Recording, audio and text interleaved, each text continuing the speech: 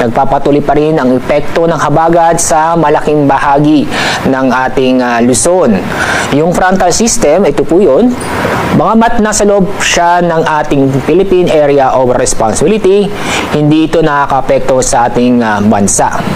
Inyo papansin, naiipon yung makakapal na ulap sa West Philippine Sea, malapit sa Ilocos Region at Bataan at ganoon din sa Zambales.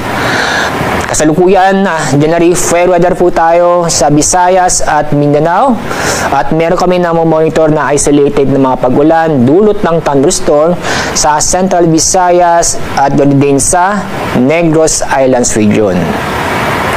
Dahil sa habagat o southwest monsoon, inaasahan pa rin tayong moderate to heavy rain sa susunod na 24 oras, kung saan maaaring magdulot ng pagbaha o pagguho ng lupa.